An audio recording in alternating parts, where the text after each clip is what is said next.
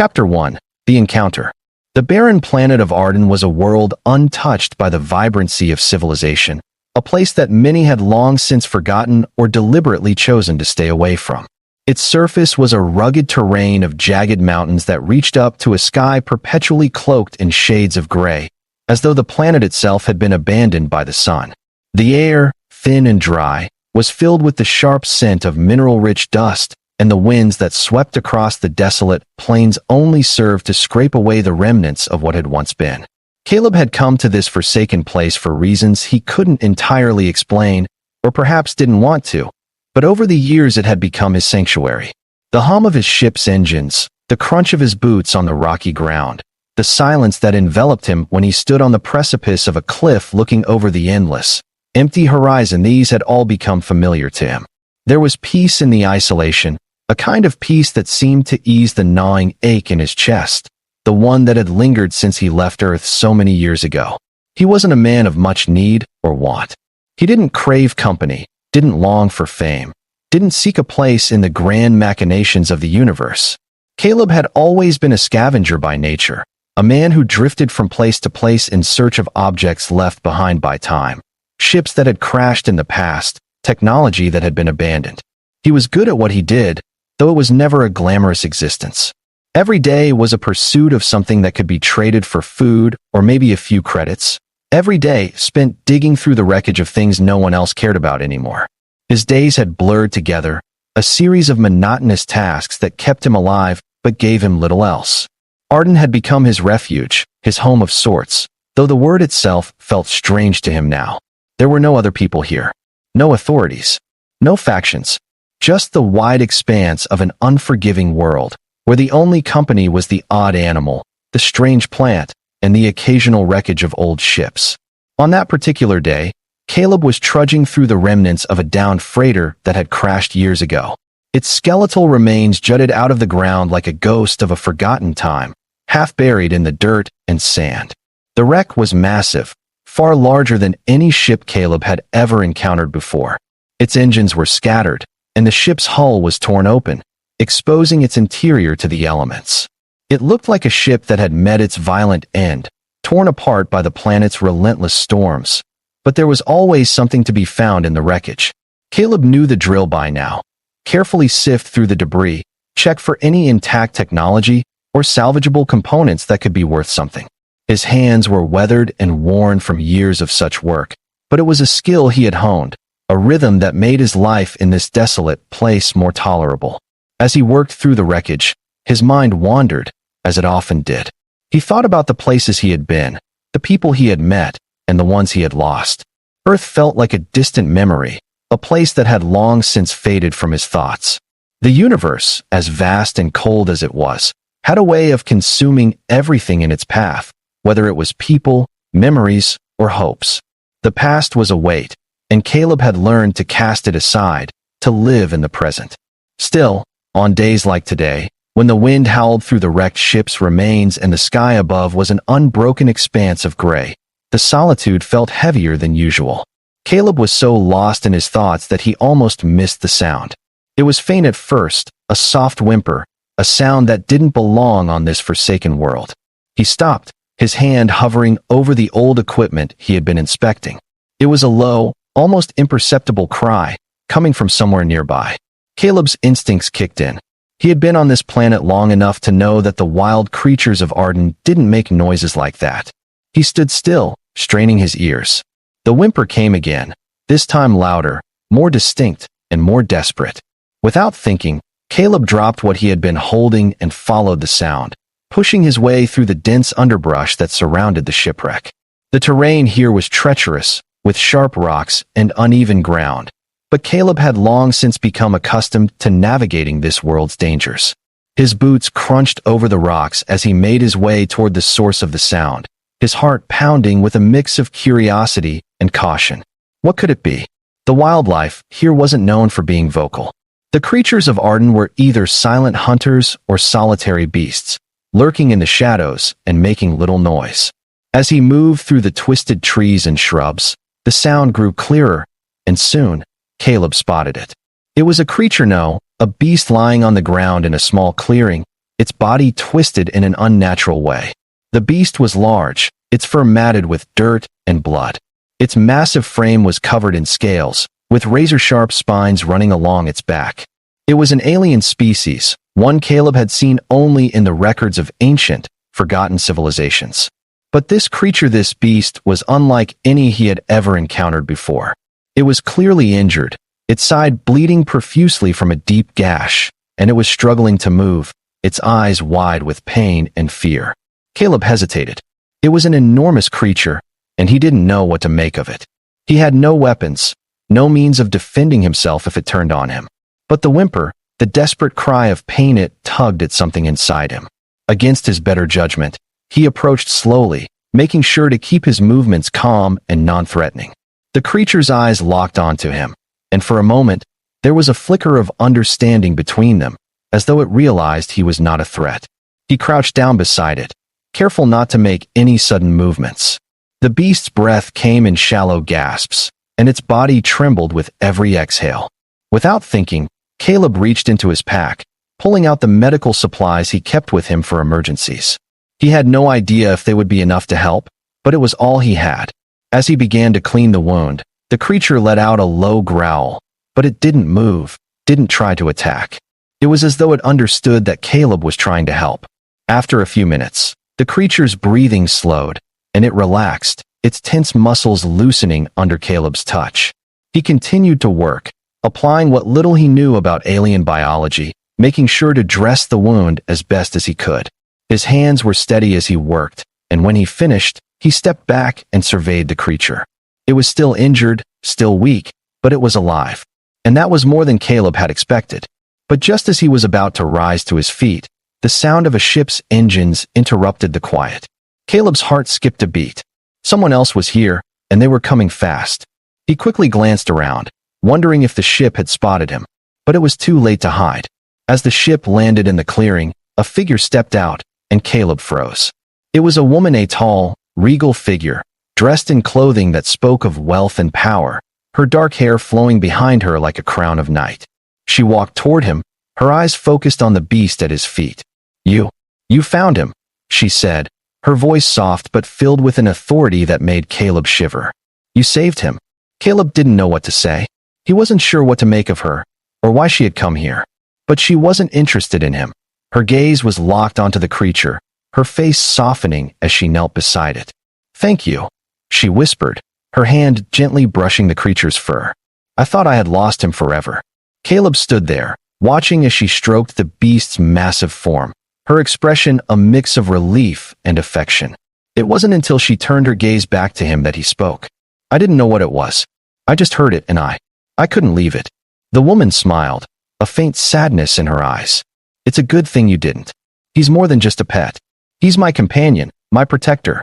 She stood up, her movements graceful and fluid, as though she were used to commanding attention. "I am Lady Assold, Baroness of the Zathrian system. And this is my bondmate, Theric." Caleb's mouth went dry. Theric? The beast was hers? He hadn't known. He couldn't have known. He had just saved a beast, and now he was standing in front of the Baroness of the Zathrian system, a woman whose name carried weight across the galaxy. "I didn't know," Caleb said, his voice hoarse. "I didn't know who he was." Lady Assold's gaze softened. "I didn't expect anyone to. But you saved him, and for that, you have my gratitude." She paused, as though contemplating something. "In fact, you've done more than save him. You've earned my trust. And for that, I offer you a place at my side. The Zathrian system is vast, and it's not without its dangers. I could use someone like you." Caleb wasn't sure what she meant, wasn't sure how to respond. But he had a feeling his life was about to change forever. What had begun as a simple act of compassion had turned into something far more complicated than he could have imagined. But in that moment, as the Baroness turned to leave, Caleb followed. And so began his unexpected journey into a world far beyond his wildest dreams. A world where the beasts were more than mere creatures, and the people they belonged to had power that reached across the stars. Caleb stood still for a moment, still trying to process what had just happened. He had saved a creature, an enormous, vicious beast, and now it turned out to be the pet of someone with enough power to command the attention of the galaxy. The Baroness, Lady Assold, had risen gracefully from the ground, her movements almost otherworldly in their elegance, as if she were used to carrying the weight of 1,000 lives in the space between every step. Her presence was commanding, her eyes sharp with the knowledge of someone who had lived a life few could imagine.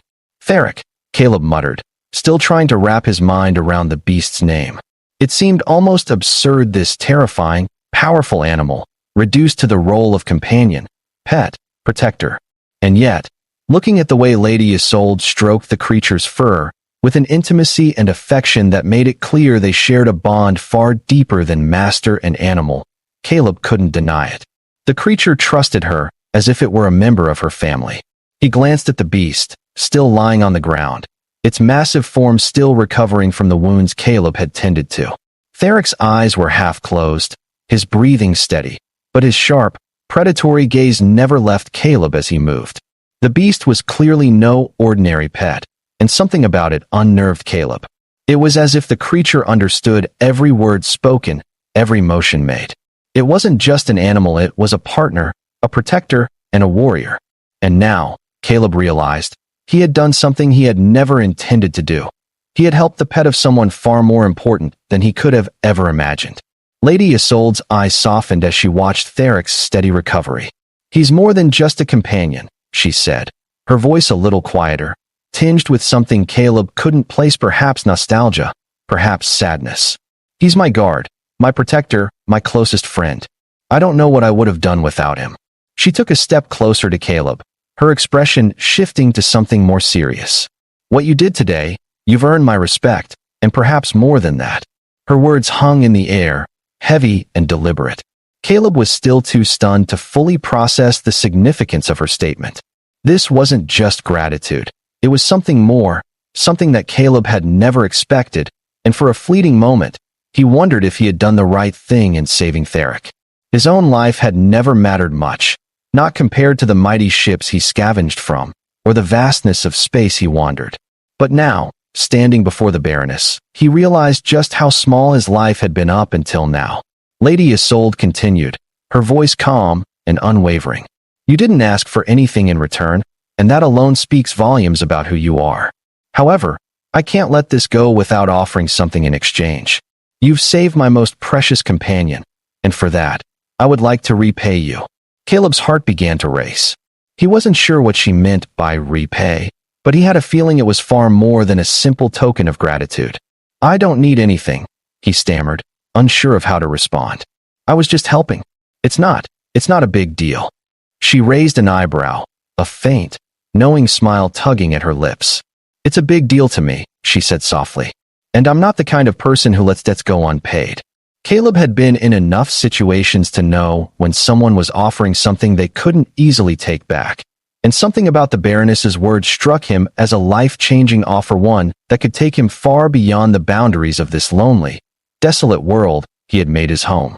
Chapter 2. The Offer. Lady Assold's ship, which had landed only moments earlier, was unlike anything Caleb had ever seen. Sleek, dark, and unmistakably regal, it gleamed under the dim light of Arden's overcast sky. The moment he stepped aboard, he was enveloped in an entirely new world. The inside of the ship was quiet, pristine, and exuded an elegance that Caleb had never known. The walls were made of dark metals and glimmering alloys, intricate patterns etched into their surfaces like some kind of high-tech art. The floors were polished smooth, and the air was thick with the scent of fresh, filtered oxygen. Everything about the ship was designed for efficiency and grandeur, luxurious in a way that felt effortless.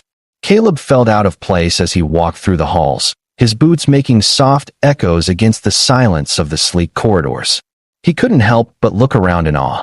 He had always been a scavenger, someone who worked with broken-down ships and salvaged parts, never stepping into anything so pristine.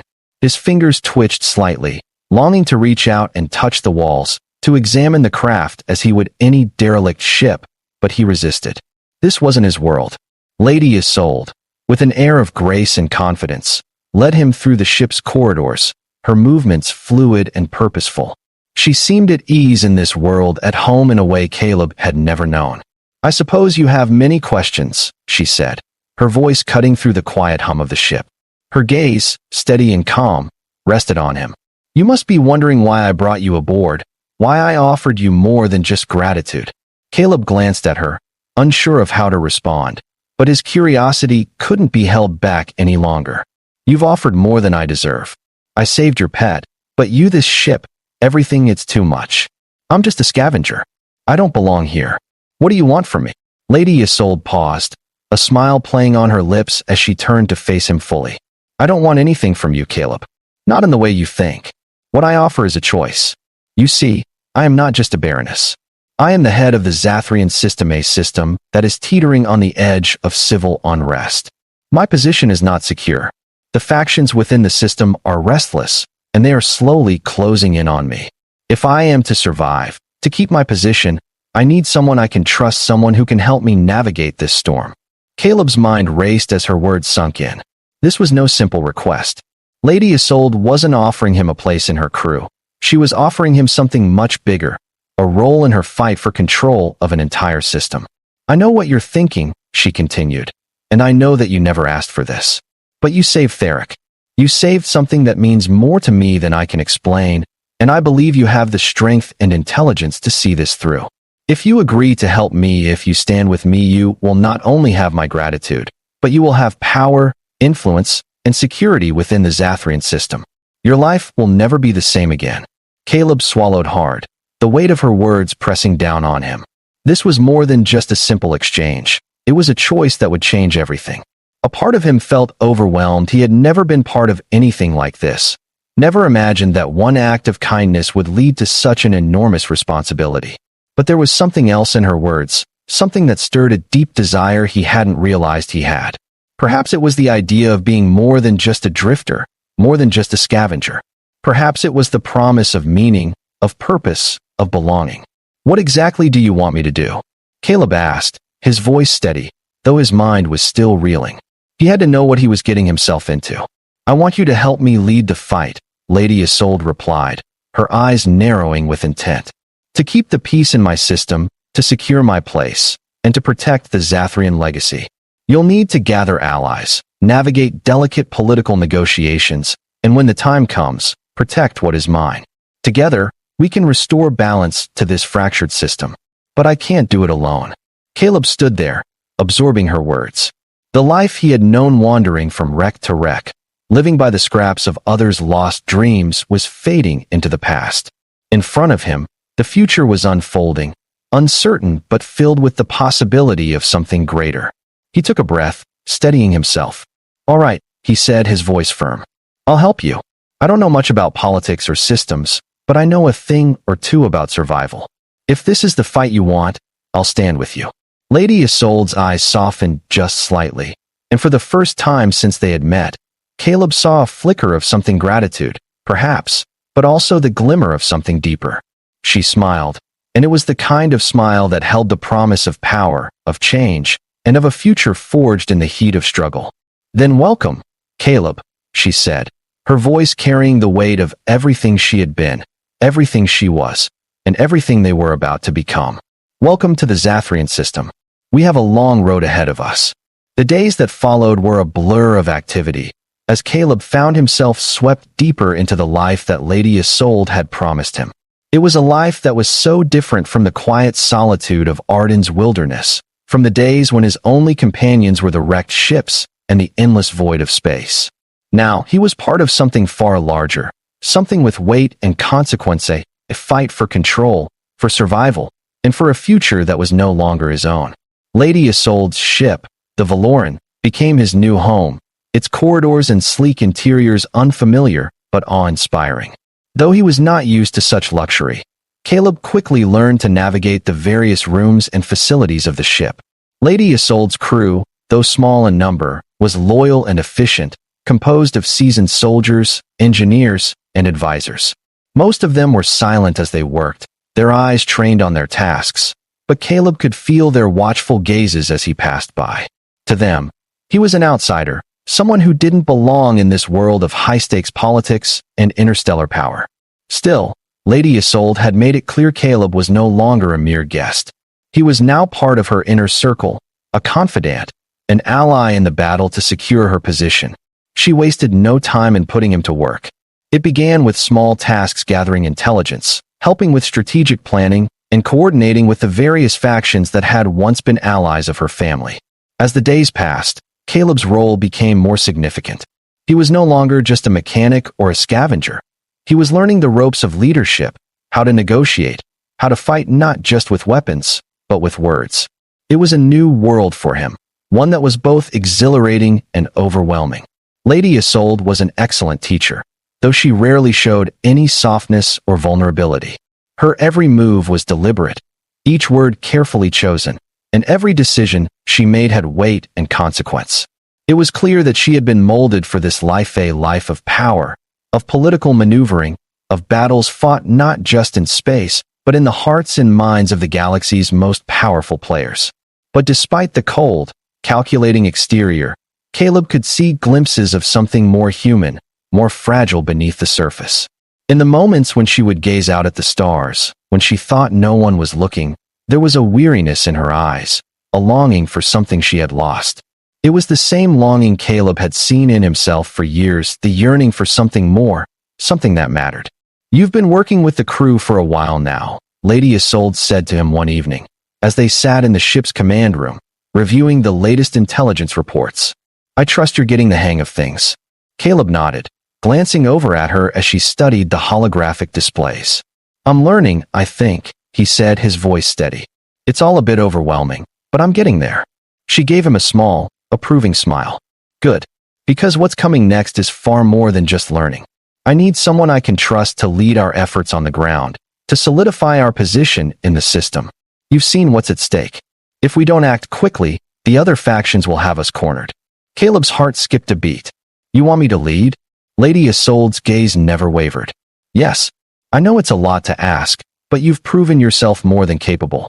You have the instincts of someone who knows how to survive, and that's what I need right now. We have allies, but they are fragmented. It's time to unite them, to show them that we have the strength to lead." Caleb didn't know what to say. He wasn't a leader. He had never been one.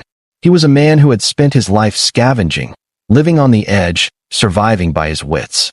But now, with Lady Assold's trust and the weight of the Zathrian system's future on his shoulders, he realized that his life was about to change forever. "I won't let you down," he said, his voice more certain than he had ever been before. Lady Assold's eyes softened just slightly. "I know you won't. We don't have time for doubts. It's time to act. The Zathrian system is on the brink of war, and it's up to us to shape its future." Chapter 3: Uniting the Factions. The first step in Lady Assold's plan was to secure the loyalty of the system's various factions. The Zathrian system was vast, its planets scattered across the outer rim of the galaxy, and it was home to a diverse range of cultures, each with its own interests and ambitions. Some were independent, proud, and stubborn, while others were more pragmatic, willing to bend the knee to whoever promised them the most power. Caleb found himself at the heart of this web of politics and intrigue. His first assignment was to travel to the planet of Wreckage, where a powerful merchant guild controlled much of the system's trade routes. The guild was led by a shrewd and calculating woman named Malara Rowe, who had been a longtime ally of the Zathrian family. But with Lady Assold's family falling from power, Malara had become increasingly neutral, unwilling to risk her influence in a losing battle. "We need her," Lady Assold had said, her tone unwavering as she looked at Caleb across the command table. "The trade routes are the lifeblood of this system. If we don't have Malara's support, we won't have the resources to wage war or to make peace." Caleb wasn't sure he was the right person to convince Malara, but Lady Assold had insisted. "You understand survival. You understand what it takes to make people see reason. You have the voice of someone who has lived in the shadows, and that's exactly what we need right now." With little more than a few diplomatic notes and a sense of determination, Caleb set off for Wreckage. The planet was bustling with activity when he arrived. Ships of all sizes were docking and unloading goods, and the streets were filled with merchants haggling, politicians making deals, and smugglers slipping through the cracks. Wreckage was a city of both opulence and decay, a place where the wealth of the galaxy's elite clashed with the poverty of the working class. It was a world that had prospered under Lady Assold's family's rule, but now it seemed as if the entire planet was holding its breath, waiting for the next big move in the power struggle. When Caleb arrived at the guild's headquarters, he was greeted by Malira Rowe's personal bodyguard, a tall, imposing figure with a hard gaze. Caleb wasn't sure if the man would let him through the door, but after a few words of introduction, he was escorted into the inner sanctum of the guild. Malira was exactly as Lady Assold had described her, sharp-eyed, calculating, and always 3 steps ahead. She sat at a large, polished desk, surrounded by data pads and holographic projections, the center of a vast network of trade and influence. "Caleb, I assume," she said, looking him up and down as if assessing his worth in a single glance. "I was expecting someone more formal." "I don't usually deal in formalities," Caleb replied, trying to keep his nerves in check. "I'm here on behalf of Lady Assold." At the mention of her name, Malira's expression shifted slightly, though her eyes remained unreadable. "Lady Assold," she murmured, tapping her fingers against the desk. "She's still alive, then? I assumed the rebels had finished her off." "She's alive," Caleb said, his voice steady. "And she's taking back what's hers. She needs your help." Malira regarded him for a moment, her gaze cold, calculating. "What's in it for me, Caleb? I don't do favors for free. The Zathrian system is fractured, and I don't see any reason why I should throw my weight behind a failed cause." Caleb knew he had to tread carefully. "You know as well as I do that the system is falling apart. The SHRAs are on the move, the factions are in chaos. The question is, who do you want to be standing with when the dust settles?" Malira raised an eyebrow, intrigued despite herself. "You talk as if you've seen this before." "I've seen enough," Caleb said, his voice lowering slightly. "Lady Assold can unite the factions, but she needs your support. If we're going to win this, we need you.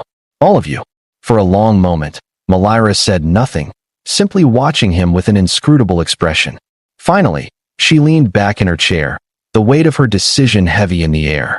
"I'll consider it," she said, her tone still skeptical. "But if I'm going to put my faith in her, she'd better show me that she has something worth fighting for." Caleb nodded. "She will." With that, the first step of Lady Assold's plan had been set into motion. Caleb had secured Malira's tentative agreement, but he knew this was just the beginning. The road ahead was long, fraught with danger, and filled with obstacles. But as Caleb walked back to his ship, he couldn't help but feel that something larger, something inevitable, was beginning to unfold. The Zathrian system's future was hanging in the balance, and with Lady Assold and her trusted allies by his side, Caleb was ready to face whatever came next. After securing Malira Rowe's tentative support on Verax, Caleb returned to Lady Assold, eager to report his progress. The deal had been struck, but it was fragile, far from a guaranteed alliance. Malira's pragmatic nature meant that she wouldn't fully commit without seeing more from Assold's leadership, something Caleb knew his newfound ally would have to prove in the coming days. As soon as Caleb boarded Lady Assold's ship, the Valoran, he was met by her sharp gaze. She was standing in the ship's command room, surrounded by various maps and projections of their next moves.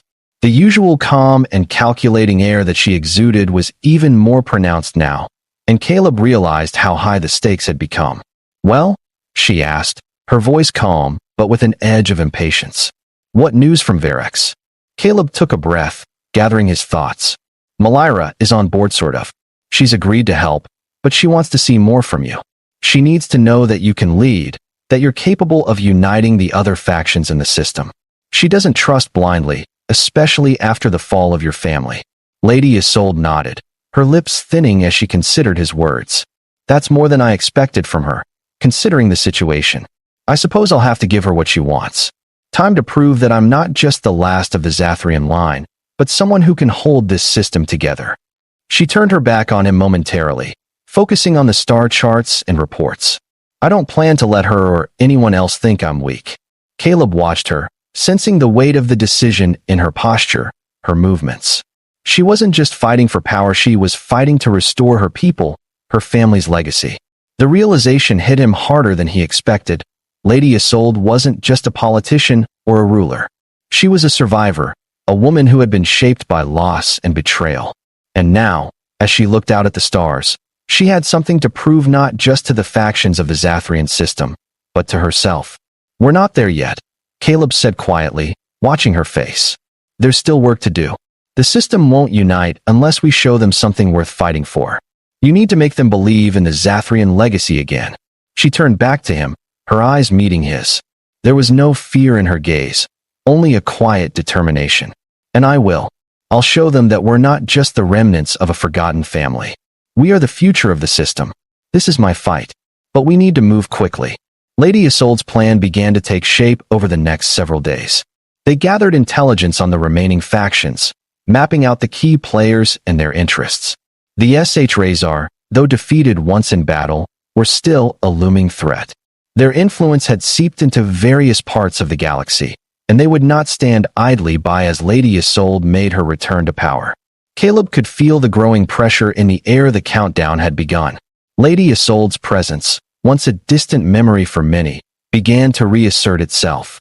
She reached out to her allies, spoke to neutral factions, and reinforced old relationships. Her leadership wasn't without its challenges, but each step brought her closer to the unification she so desperately needed. The first victory came with the small planetary government of Ethra, which offered its support after a series of strategic negotiations, led by Caleb himself. The next was a broader coalition with several mining colonies that had once thrived under Zathrian rule. Despite the progress, there was still resistance groups who had grown comfortable under the absence of the Zathrian dynasty, who feared the return of a strong, united leadership. The war wasn't just on the battlefield. It was in the hearts and minds of those who had been divided for too long. And then there were the HFY, the ever-present shadow, lingering in the background, watching their every move. As the days stretched on, Caleb found himself more and more involved in the delicate web of diplomacy and negotiation. He was no longer just a scavenger.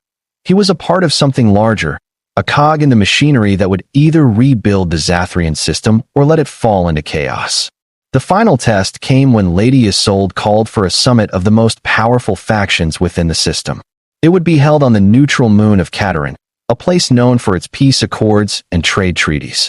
All eyes would be on Lady Assold, and Caleb knew that whatever happened on Katarin would determine the future of the system. Chapter 4. The Final Decision. The summit on Katarin was set under the strictest of conditions: no weapons, no threats, just diplomacy. Lady Assold's ship, the Valoran, landed at the moon's designated docking port, and Caleb stood beside her as they made their way toward the meeting hall. It was a ceremonial space, vast and cold, with long tables covered in holographic displays and countless seats for representatives of every faction in the system. This was the moment, the one that would either solidify Lady Assold's return to power or fracture everything they had worked for. As they entered the hall, Caleb could feel the weight of the moment. The room was filled with high-ranking leaders, some of whom had once been allies of Assold's family, and others who had turned their backs when the Zathrian dynasty fell. There were traders, generals, governors, all eyes fixed on Lady Assold. The tension was thick, palpable, as everyone waited for her to speak. Lady Assold stood at the front of the room, her back straight, her presence commanding. Caleb could see the cold determination in her eyes. She wasn't just asking for their support. She was demanding it, with every ounce of her strength. Esteemed leaders of the Zathrian system, she began, her voice echoing through the hall, steady and powerful. We stand at a crossroads. The system I once ruled is on the brink of destruction, not from external enemies, but from within. Division, corruption, greed, these have torn us apart. But we are not lost. We are not weak. I am here to unite us, to bring the strength back to the Zathrian system that once made it great. But I cannot do this alone. I need each of you to stand with me, to help rebuild what was lost. Her words were met with silence at first, but then, one by one, the representatives began to murmur. Caleb could feel the shift in the air, the turning of the tide. Lady Assold's words had struck a chord with them, igniting something that had long been buried. A sense of unity, of hope, of purpose. But it wasn't without opposition. A voice cut through the murmurs. One of the leaders from the industrial sector, a man known for his ties to the HFY, stood up, his eyes burning with disdain. You have no right to call yourself the leader of this system, Lady Assold, he spat. You are nothing but a shadow of what once was. The HFY are far stronger than any of your promises. You cannot defeat them. The room went still. Caleb's heart pounded as he watched Lady Assold's reaction. She didn't flinch. Instead, she looked directly at him, her gaze unwavering, and then turned her focus back to the leader. The HFYs are nothing, she said, her voice calm but laced with an undeniable edge. I've seen their destruction. I've survived their attempts to tear us apart. We will rebuild this system together. If you do not stand with me, then you stand against us. The man faltered, but only for a moment. The weight of her words hung in the air, unspoken, but understood. The room shifted again, and soon, others were nodding, offering their support. One by one, they rose to their feet, pledging their loyalty, their resources, and their power to Lady Assold. By the end of the summit, Lady Assold had secured the majority of the system's factions. The Zathrian system had been fractured, but it was no longer lost. The path to unity had been paved, and Lady Assold had claimed her rightful place as its ruler. As the meeting concluded and the representatives filtered out of the hall, Lady Assold turned to Caleb, her eyes softer now, though still filled with the fire of determination. "You did it," she said, her voice almost a whisper, but the gratitude in it was unmistakable. "We did it." Caleb nodded, though part of him still couldn't believe it. The road ahead was long, filled with challenges they couldn't yet foresee, but for the first time since he had met Lady Assold, he felt certain. Together, they could face anything. "What's next?" Caleb asked, his voice steady as they stood in the now empty hall. Lady Assold looked up at the stars beyond the window. "Now, we rebuild," she said, her gaze hardening. "And then, we turn our eyes to those who would threaten us. The HFYs are not done with us yet, but they will learn one thing today: no one takes from the Zathrian system without paying the price." With that, the Baroness Queen of the Zathrian system turned toward the future. And Caleb, who had started this journey as a simple scavenger, was now a key figure in a battle that would shape the galaxy for years to come. Together, they would rebuild, they would fight, and they would never allow the shadows to reclaim their home.